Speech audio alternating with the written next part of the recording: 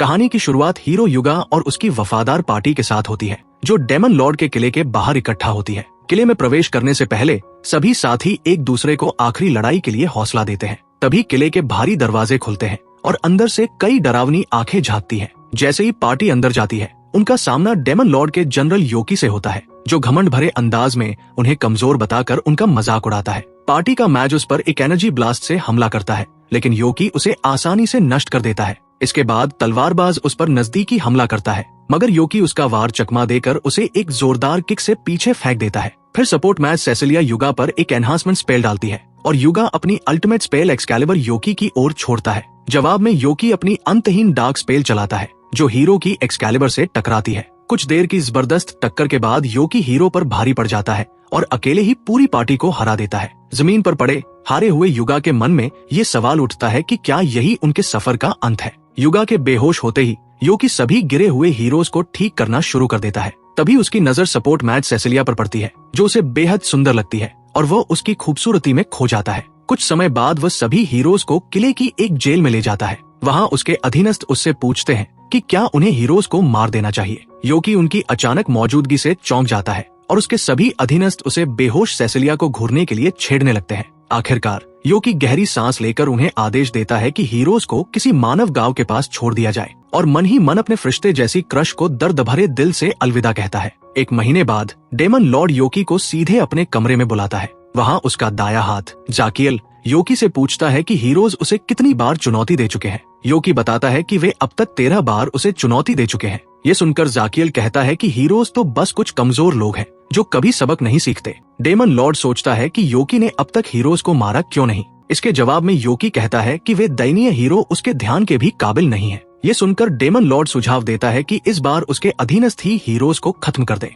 ये सुनकर योकी चौंक जाता है। उसे लगता है कि उसके गरीब सेवक हीरोज की ताकत के सामने टिक नहीं पाएंगे और वो ये भी नहीं चाहता कि सुंदर सपोर्ट मैच को कोई नुकसान पहुंचे। इसलिए वो खुद ही हीरोज को खत्म करने की पेशकश करता है। डेमन लॉर्ड मुस्कुराते हुए चुपचाप उसकी बात मान लेता है। जब योकी सिंहासन कक्ष से निकलकर अपने कमरे की ओर जाता है, तो उसे हीरोज की जिंदगी की चिंता सताने लगती है। वह जानता है कि वही अकेला इतना ओवरपावर है जो हीरोज को हरा सकता है, वरना वे इतने मजबूत हैं कि डेमन लॉर्ड को भी मार सकते हैं। अंत में योकी सोचता है कि अब उसे क्या करना चाहिए, क्योंकि डेमन लॉर्ड जल्द ही पूरी दुनिया पर राज करने वाला है। अगले दिन हीरोज फिर से डेमन लॉर्ड के किले में लौट आते हैं। योकी उनके तलवारबाज और युगा को पीछे धकेल देता है। तभी असॉल्ट मैज माकाना अपना स्पेल चलाकर पलटवार करती है। योकी उसके पहले हमलों को रोक लेता है, लेकिन माकाना चुपचाप तुरंत दूसरा हमला भी कर देती है, जो उसे चौंका देता है। फिर भी योकी समय रहते उसे भी रोक लेता है और उसकी बिजली जैसी तेज प्रतिक्रिया देखकर माकाना पूरी तरह हैरान रह जाती है। इसी बीच योकी देखता है कि सेसिलिया अपने साथियों को हील कर रही है,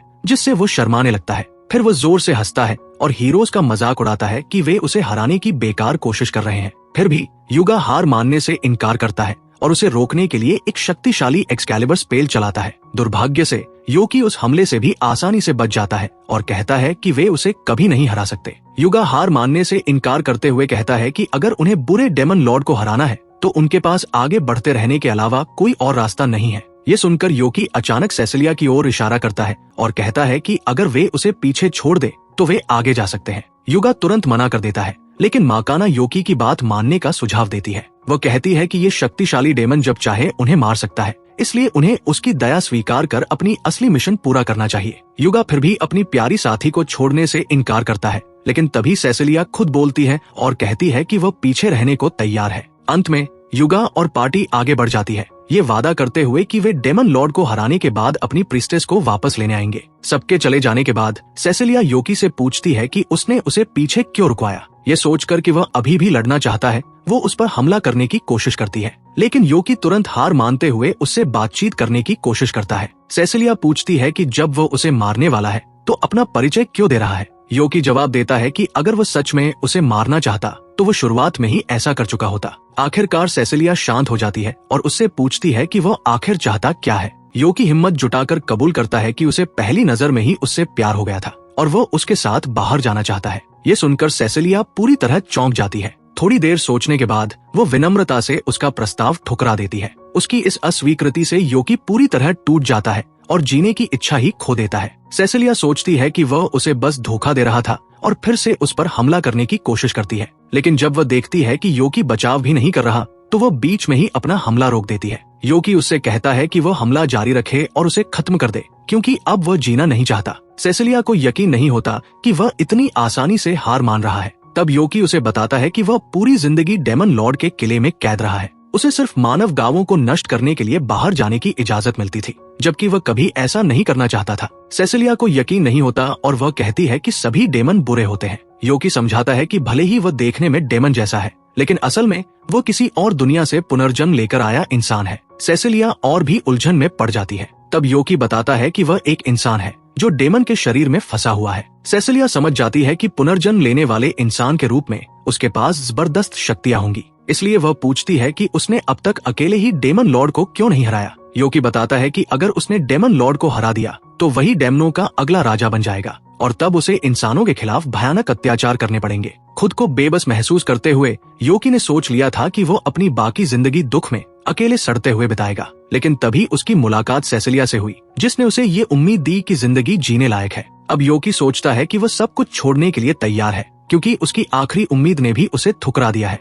अचानक सेसिलिया उससे कहती है कि उसे जिंदा रहना चाहिए और अपनी ताकत का इस्तेमाल इंसानियत की मदद के लिए करना चाहिए। उसका मानना है कि उसकी जिंदगी का कोई और मकसद भी हो सकता है और वो उसे बाहर की दुनिया में बसने में मदद करने की पेशकश करती है। कुछ दिनों बाद क्लैरियोनिस राज्य डेमन लॉर्ड पर जीत के उपलक्ष्य में सभी हीरोज के सम्मान में एक भव्य उत्सव आयोजित करता है। राजा डार्ट सभी हीरोज को महान बुराई से दुनिया की रक्षा करने के लिए बधाई देता है और घोषणा करता है कि उनके सम्मान में 3 दिन का उत्सव मनाया जाएगा। राज्य के बाहर एक सुनसान जगह से योकी ये सब देख रहा होता है, ये जानते हुए कि सेसिलिया अब वही रहती है। वो एक सामान्य इंसान के रूप में खुद को छुपाने के लिए दर्द सहते हुए अपना डेमन हॉर्न तोड़ देता है और राज्य में प्रवेश करता है। इसी दौरान माकाना युगा को उनकी जीत की बधाई देती है और युगा बेहद खुश महसूस करता है। फिर वह सेसिलिया की ओर मुड़ता है, ये जानते हुए कि ये जीत उसी की वजह से संभव हुई थी। ये देखकर माकाना खुद को नजरअंदाज महसूस करती है। थोड़ी देर बाद योकी शहर की एडवेंचरर्स गिल्ड में खुद को रजिस्टर कराने जाता है। वहाँ आलसी रिसेप्शनिस्ट क्लेमेन जम्हाई लेता है और रजिस्ट्रेशन फॉर्म निकालता है।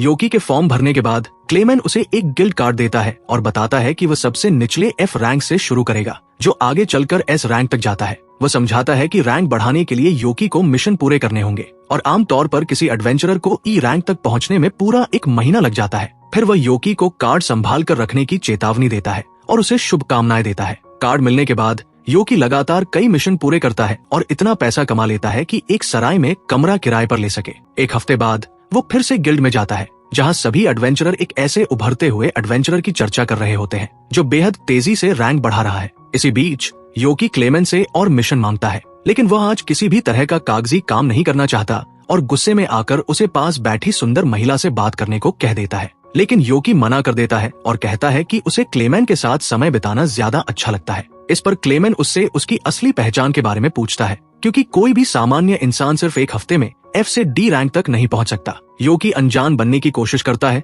तो क्लेमेन आह भरते हुए कहता है कि वो उसे सजा नहीं दे सकता क्योंकि उसने कोई गैरकानूनी काम नहीं किया है। तभी एक हुड पहने लड़की अंदर आती है और क्लेमेन से योकी के मिशन रद्द करने को कहती है। हैरान होकर योकी पहचान जाता है कि वह लड़की सेसिलिया है। क्लेमेन भी सोचने लगता है कि हीरो प्रिस्टेस गिल्ड में क्यों आई है। तब सेसिलिया उसे आवाज धीमी रखने को कहती है। फिर वह योकी की ओर मुड़कर उसे निजी बातचीत के लिए अपने घर आने का न्योता देती है। सेसिलिया की बग्घी में बैठते हुए योकी सोचता है कि आखिर एक लड़की उसे अपने घर क्यों बुला रही है। जब वे सेसिलिया के घर पहुंचते हैं तो एक गार्ड योकी को बग्घी से उतरते देखकर शक करता है। वो अपनी भाला उसकी ओर तान कर पूछता है कि वह सेसिलिया के साथ क्यों था। तब सेसिलिया बाहर आती है और बताती है कि वह उसका दोस्त है। तभी दूसरा गार्ड अपने साथी को वहाँ से खींच कर ले जाता है। इसके बाद सेसिलिया योकी को अंदर चाय के लिए ले जाती है। वहाँ वो उससे कहती है कि उसे पहले ढूंढ न पाने के लिए उसे अफसोस है, लेकिन योकी को कोई शिकायत नहीं होती। वो सोचता है कि इतनी बड़ी शहर में उसने उसे कैसे ढूंढ लिया। तब सेसिलिया बताती है कि वह अब शहर में बेहद मशहूर हो चुका है,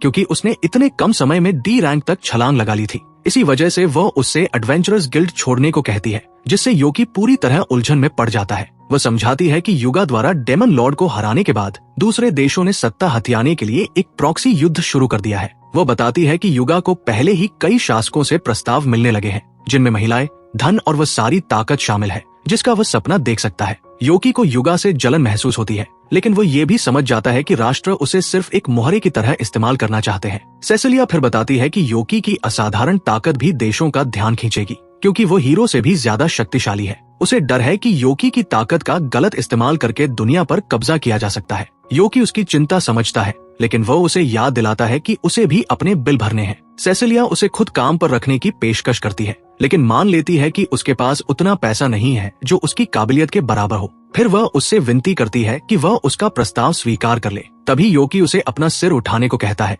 और आत्मविश्वास से कहता है कि अगर उसे दुनिया की सबसे खूबसूरत औरत भी दी जाए तब भी वो उसे स्वीकार नहीं करेगा, क्योंकि उसकी नजर सिर्फ सेसिलिया पर ही टिकी है। ये सुनकर सेसिलिया हंस पड़ती है और योकी खुद अपनी बड़ी बड़ी बातों पर शर्मिंदा महसूस करता है। कुछ ही देर में सेसिलिया की माँ सेलिया भी कमरे में आ जाती है। वो योकी से अपने गार्ड के बदतमीज व्यवहार के लिए माफी मांगती है और अपनी नौकरानी सोफिया को उसे सबक सिखाने भेज देती है। नौकरानी के चले जाने के बाद सेलिया बताती है कि उसकी बेटी को पहले ही कई शादी के प्रस्ताव मिल रहे हैं। ये सुनकर योकी हैरान हो जाता है, क्योंकि खुद हीरो युगा ने भी सेसिलिया से अपने दिल की बात कही थी, लेकिन सेसिलिया उसे भरोसा दिलाती है कि उसने उसे ठुकरा दिया था। योकी की घबराई हुई हालत देखकर सेलिया समझ जाती है कि उसे भी उसकी बेटी पसंद है। वो उसके पास बैठकर पूछती है कि क्या वह सेसिलिया से शादी करना चाहता है। ये सुनकर योकी चौंक जाता है और सोचता है कि कहीं वो उसकी परीक्षा तो नहीं ले रही, लेकिन सेलिया उसे साफ साफ जवाब देने को कहती है। तब वो सिर हिलाकर बताता है कि उसे सेसिलिया पहले ही एक बार ठुकरा चुकी है। वह समझाता है कि वह फिलहाल एक एडवेंचरर के रूप में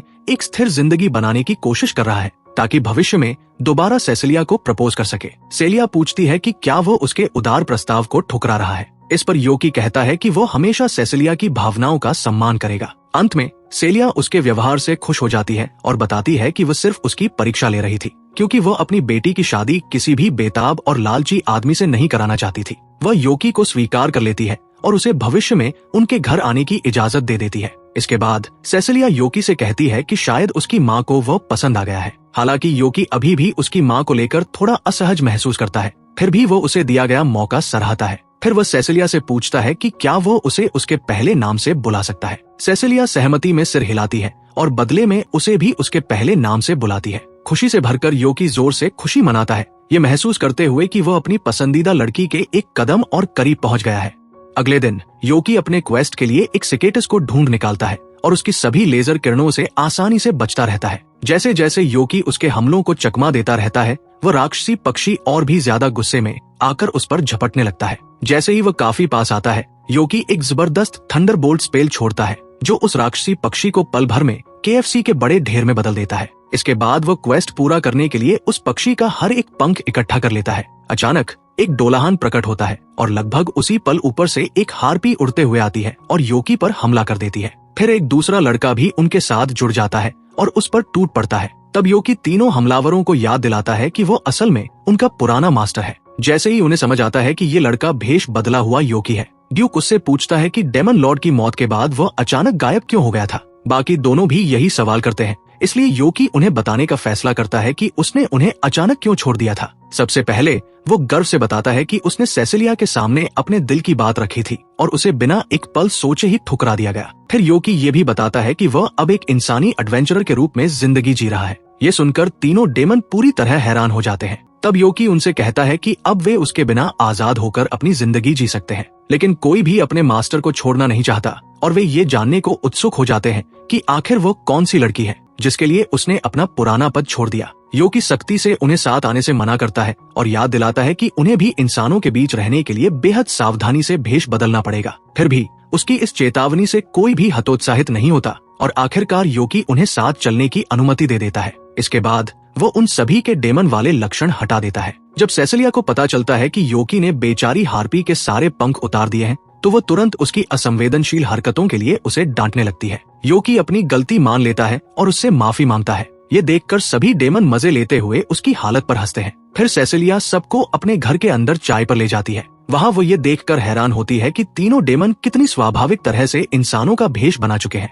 ड्यूक उसे बताता है कि उसने अपना सिर अपने आर्मर से जोड़ लिया है, जबकि सीक, पिक्सी और हार्पी हैप्पीनेस ने भी समाज में घुलने मिलने के लिए अपने सबसे अलग दिखने वाले लक्षण हटा दिए हैं। फिर वो सेसिलिया को ये भी बताता है कि उनकी डेमन पार्टी इतनी आरामदेह और बेफिक्र इसलिए है क्योंकि उनका नेता योकी है। डेमन लॉर्ड के किले में जाकियल हमेशा योकी को जबरदस्ती काम पर भेजने की कोशिश करता था, लेकिन दुर्भाग्य से उसके लिए योकी हर बार अपने कमरे से बाहर निकलने से मना कर देता था, जिससे डेमन लॉर्ड पूरी तरह झुंझला जाता था। उस समय ड्यूक को लगा था कि योकी को सजा देना एक अच्छा विचार होगा, लेकिन बदले में उसका सिर ही उड़ा दिया गया। तभी से वो योकी की सच्चे दिल से सेवा करने लगा। ये सब सुनकर सेसिलिया समझ जाती है कि सभी डेमन योकी का कितना सम्मान करते हैं। तभी अचानक योकी को एहसास होता है कि बाकी 2 डेमन कहीं दिखाई नहीं दे रहे हैं, क्योंकि वे नहीं चाहते कि कोई और उन्हें देख ले। इसलिए सब मिलकर उन शरारती दोस्तों को ढूंढने निकल पड़ते हैं। हवेली के आंगन में चलते हुए उन्हें सीक सेलिया की गोद में सोता हुआ मिल जाता है। योकी सेलिया से अपने दोस्त की वजह से हुई परेशानी के लिए माफी मांगता है, लेकिन वह उसे भरोसा दिलाती है कि उसे कोई दिक्कत नहीं हुई। वो बताती है कि सीक अकेले खेल रहा था, इसलिए वो उसके पीछे पीछे चल रही थी, लेकिन थोड़ी देर में वो थककर सो गया। योकी सिर हिलाता है और फिर पूछता है कि हैप्पीनेस कहाँ गई, क्योंकि वह भी सीक के साथ ही थी। ये सुनकर सेलिया बताती है कि सोफिया ने हैप्पीनेस को ढूंढ लिया है और पहले ही उसे एक अच्छी नौकरानी बनाने की ट्रेनिंग देने के लिए ले गई है। सभी बच्चे अंदर जाते हैं और सोफिया से पूछते हैं कि उसने उनकी मासूम दोस्त को क्यों उठा लिया। जब सोफिया को पता चलता है कि हैप्पीनेस योकी के साथ है, तो वो बताती है कि उसे एक नई नौकरानी चाहिए थी और उसने बस उसे ही समझ लिया। योकी भी सोफिया से माफी मांगता है कि उसने उसकी उम्मीदें बढ़ा दी और हैप्पीनेस से कहता है कि वो अपनी नौकरानी वाली वर्दी बदल ले, लेकिन किसी अजीब वजह से हैप्पीनेस उसे उतारने से मना कर देती है। वह सोफिया की ओर देखकर कहती है कि वह यह नौकरी ही रखना चाहती है। ये सुनकर सब लोग हैरान रह जाते हैं। इसके बाद सभी लोग हैप्पीनेस को उसकी नई नौकरी के लिए बधाई देते हैं। जब वे जाने की तैयारी करते हैं तो सेलिया डेमनो को जब भी चाहे घर आने का न्योता देती है और फिर चुपचाप योकी के पास आकर उसे बताती है कि सेसिलिया की जल्द ही छुट्टी आने वाली है, इसलिए उसे डेट पर ले जाना चाहिए। ये सुनकर खुशियों से भर गया योकी तुरंत इस आधिकारिक माता पिता द्वारा मंजूर मुलाकात के लिए हामी भर देता है। अगले दिन वह तय जगह पर सेसिलिया का इंतजार करता है। थोड़ी देर बाद उसकी बग्घी वहाँ पहुँचती है और वह एक प्यारे से भेष में उतरती है। योकी उसे हैरानी से देखता रह जाता है, तो सेसिलिया पूछती है कि क्या वो ठीक है। वो बताता है कि उसके चश्मे ने उसे चौंका दिया, तो वो याद दिलाती है कि उसे भेष बनाए रखना जरूरी है, क्योंकि पूरा शहर उसे जानता है। फिर सेसिलिया उसे इतनी परेशानी देने के लिए माफी मांगती है, लेकिन योकी सिर हिलाकर वादा करता है कि वह इसे उसकी जिंदगी की सबसे अच्छी डेट बना देगा। इसके बाद दोनों साथ साथ शहर की गलियों में घूमने लगते हैं। टहलते हुए सेसिलिया एक प्यारी सी बेकरी देखती है और मन ही मन तय करती है कि बाद में वहाँ चाय पिएगी। फिर वो एक दुकान पर रखे फूलों को निहारने लगती है, लेकिन योकी मन ही मन सोचता है कि वे फूल उसकी खूबसूरती के सामने कुछ भी नहीं है। फूलों की दुकान से निकलने के बाद सेसिलिया पास बैठी एक बिल्ली को सहलाने लगती है और बिल्ली जैसी प्यारी आवाजें निकालती है, जिससे योकी जानबूझकर दूसरी ओर देखने लगता है ताकि वो खुद को बहकने से रोक सके। थोड़ी देर बाद दोनों एक कपड़ों की दुकान पर जाते हैं, जहाँ योकी उसे एक खूबसूरत लाल ड्रेस चुनने में मदद करता है। इसके बाद सेसिलिया उसे साथ देने के लिए धन्यवाद देती है, क्योंकि उसे अपने आम तौर पर तनाव भरे दिनों से काफी राहत महसूस हो रही थी। ये सुनकर योकी को खुशी होती है कि वो उसे अच्छा महसूस करा सका। फिर वह उसे पास की एक एक्सेसरी शॉप में एक छोटा सा तोहफा दिलाने ले जाता है। उधर युगा भी माकाना के साथ भेष बदलकर डेट पर निकला हुआ होता है। सेसिलिया को देखते ही वो उसे आवाज लगाने लगता है, लेकिन माकाना उसे चुप करा देती है ताकि उनका भेष न खुले। फिर युगा सेसिलिया के पास आता है और पूछता है कि वह बाहर क्या कर रही है। वो बताता है कि वह माकाना के साथ शहर घूम रहा है और उसे भी उनके साथ चलने का न्योता देता है, जिसमें वह योकी को पूरी तरह नजरअंदाज कर देता है। सेसिलिया उसे समझाने की कोशिश करती है कि वह योकी के साथ आई है। तब जाकर युगा आखिरकार योकी को भी साथ आने देता है। फिर वो उसे जबरदस्ती एक्सेसरी शॉप की ओर खींच ले जाता है, जबकि माकाना दुखी महसूस करती है कि उसकी पहली डेट बर्बाद हो गई। वो योकी से पूछती है कि क्या वह भी सेसिलिया के साथ डेट पर है, और योकी सिर हिलाकर हाँ में जवाब देता है। ये सुनकर माकाना योकी से कहती है कि वह सेसिलिया को रिझाए ताकि युगा आखिरकार उसकी तरफ ध्यान दे सके। पहले तो योकी को लगता है कि माकाना उसके बारे में सोच रही है, लेकिन अगले ही पल वो उसके इस भ्रम को तोड़ते हुए उसे बदसूरत हारा हुआ इंसान कह देती है। इसके बाद वह एक्सेसरी शॉप के अंदर चली जाती है, जबकि योकी सोचने लगता है कि क्या युगा अब भी सेसिलिया के पीछे पड़ा हुआ है, जबकि उसने उसके शादी के प्रस्ताव को ठुकरा दिया था। युगा की इस बेशर्मी पर योकी को गुस्सा आ जाता है और वह तय करता है कि वह अपनी प्यारी सेसिलिया की रक्षा करेगा। अंदर जाकर वह सेसिलिया से पूछता है कि क्या वह कोई तोहफा लेना चाहेंगी। सेसिलिया को बुरा लगता है कि वह उस पर बोझ बन रही है, लेकिन योकी चाहता है कि ये डेट उसके लिए खास बने। पास ही युगा देख लेता है कि योकी सेसिलिया से बात कर रहा है, तो वो बदतमीजी से बीच में घुस पड़ता है। फिर युगा खुद सेसिलिया के लिए कोई एक्सेसरी खरीदने चला जाता है। उसी दौरान योकी उसके लिए एक सुंदर हार चुनता है। सेसिलिया वो प्यारा पेंडेंट पाकर खुश हो जाती है, लेकिन थोड़ी ही देर में युगा वापस आकर उसका मजाक खराब कर देता है। वह दुकान की सबसे महंगी एक्सेसरी दिखाता है, लेकिन वह सेसिलिया का ध्यान खींचने में पूरी तरह नाकाम रहती है। फिर युगा बिना उसकी इजाजत के सेसिलिया की टोपी उतार देता है ताकि वह एक्सेसरी पहन सके। इसी के साथ दुकान में मौजूद सभी लोग उसकी पहचान लेते हैं। पल भर में ही वहाँ भारी भीड़ जमा हो जाती है और योकी को कचरे की तरह एक तरफ धकेल दिया जाता है। फिर वह भीड़ सेसिलिया को अपने साथ खींचकर दुकान से बाहर ले जाती है। योकी उठकर उसके पीछे जाने की कोशिश करता है, लेकिन रास्ते में वह एक और हीरो को देखता है जिसे लड़कियों की भीड़ परेशान कर रही होती है। वह पहचान लेता है कि वह रेवेन है, युगा की पार्टी का तलवारबाज। योकी सोचता है कि क्या उसे उसकी मदद करनी चाहिए। तभी वह अचानक किसी दूसरी दिशा की ओर इशारा करता है और ऐसे दिखाता है जैसे उसने वहाँ हीरो को देख लिया हो। ये सुनते ही सारी प्यार में पड़ी लड़कियां रेवेन को छोड़कर उधर भाग जाती हैं। लड़कियों के चले जाने के बाद योकी रेवेन को एक शांत गली में ले जाता है, क्योंकि वह सुंदर योद्धा बिल्कुल चुप रहता है। योकी सोचता है कि शायद वह बात नहीं करना चाहता। वो मुड़कर जाने ही वाला होता है कि तभी रेवेन शर्मिंदा चेहरे के साथ उसे पुकारता है। उसकी धीमी आवाज सुनकर योकी सोचता है कि शायद वो अपनी आवाज को लेकर शर्माता है। रेवेन सिर हिलाकर पूछता है कि क्या योकी को भी लगता है कि उसकी आवाज मर्दाना नहीं है, लेकिन योकी उसका मजाक उड़ाने से मना कर देता है और कहता है कि हर इंसान के अंदर कोई न कोई ऐसी बात होती है जो उसे खुद पसंद नहीं होती। ये सुनकर रेवेन हैरान हो जाता है कि योकी इतना समझदार है। इसके बाद योकी फिर से सेसिलिया को ढूंढने लगता है। उसकी दयालुता देखकर रेवेन उससे पूछता है कि क्या वो उसका दोस्त बनना चाहेगा। योकी इस अचानक प्रस्ताव से चौंक जाता है, जबकि रेवेन खुद ही घबराने लगता है। सौभाग्य से योकी उसकी दोस्ती स्वीकार कर लेता है, लेकिन तुरंत ही अपनी खोई हुई डेट को ढूंढने निकल पड़ता है। कुछ देर खोजने के बाद योकी सोचने लगता है कि क्या इतनी बड़ी शहर में सेसिलिया अकेले ठीक होगी। उधर सेसिलिया भी उसे ढूंढते हुए एक खोए हुए बच्चे से टकरा जाती है। बच्चे की चोट ठीक करने के बाद वह पूछती है कि उसके माता पिता कहाँ हैं। छोटा लड़का रोने लगता है और कहता है कि उसकी माँ खो गई है। उसकी आवाज सुनकर पास ही खड़ा योकी दौड़कर आ जाता है और हीरो की तरह हालात संभाल लेता है। सेसिलिया हैरान हो जाती है, लेकिन फिर उसे डांटती है कि वह बिना सोचे समझे वादे कर रहा है। एक बड़े आदमी को ऐसे डांट खाते देख वो छोटा लड़का जोर जोर से हंसने लगता है। इसके बाद योकी और सेसिलिया मिलकर बच्चे की माँ को ढूंढने लगते हैं। ढूंढते हुए योकी सोचता है कि अगर फिर कोई भीड़ सेसिलिया पर टूट पड़ी तो उसे घर चले जाना चाहिए, लेकिन सेसिलिया सिर हिलाकर कहती है कि अगर फिर से कोई परेशानी हुई तो वे दोनों मिलकर निपट लेंगे। योकी उसकी बात मान लेता है और आगे बढ़ता रहता है। तभी सेसिलिया बिल्कुल गर्म मौसम में भी छींक देती है। दूसरी ओर युगा लगातार सेसिलिया को ढूंढता रहता है। माकाना उसे घर चलने को कहती है, लेकिन युगा उसे झटक कर सेसिलिया को ढूंढने भाग जाता है। उसके जाने के बाद माकाना को बुरा लगता है कि डेट पर होने के बावजूद उसने उसे पूरी तरह नजरअंदाज कर दिया। थोड़ी देर बाद युगा सेसिलिया को योकी के साथ खड़ा देख लेता है और मुड़कर माकाना को बताने जाता है, लेकिन वह ये देखकर चौंक जाता है कि माकाना वहाँ कहीं दिखाई नहीं देती। अगले दिन योकी को पता चलता है कि सेसिलिया रास्ते में बेहोश हो गई थी। सेलिया बताती है कि उसकी बेटी पहले से ही थकी हुई थी और युगा की वजह से भीड़ से निपटते निपटते उसे जोरदार सर्दी लग गई। सेलिया ये भी बताती है कि युगा लगातार सेसिलिया के मामलों में जबरदस्ती घुस रहा था, इसलिए उसने सोफिया को उसे बाहर फेंकने भेज दिया। योकी ये सुनकर हैरान हो जाता है कि सोफिया इतनी आसानी से हीरो को फेंक सकती है, लेकिन सेलिया उसकी तारीफ करती है कि उसने उसकी बेटी का इतना ध्यान रखा। फिर वह योकी को सेसिलिया के कमरे में मिलने की इजाजत दे देती है। सोफिया उसे वहाँ ले जाती है। जब वह सेसिलिया के कमरे का दरवाजा खटखटाती है तो सेसिलिया शर्मिंदा हो जाती है, क्योंकि वो नहीं चाहती कि योकी उसका कमरा देखे। सोफिया उसे भरोसा दिलाती है कि उसने उसका टेडी बियर छुपा दिया है, जिससे उसकी सारी इमेज खराब हो सकती थी। फिर योकी अंदर आता है, एक लड़की के कमरे में होने की वजह से घबराया हुआ। वहाँ वो सेसिलिया को बिस्तर पर लेटी हुई पाता है और उसके पास बैठकर बात करता है। योकी सोचता है कि उसकी वजह से ही वो बीमार पड़ी, क्योंकि वो उसे इतनी जगह घुमाता रहा। हालांकि सेसिलिया को कोई शिकायत नहीं होती, लेकिन वो मजाक में कहती है कि अब उसे अगली बार और भी बेहतर डेट पर ले जाकर उसकी भरपाई करनी होगी। ये सुनकर योकी जोश में आ जाता है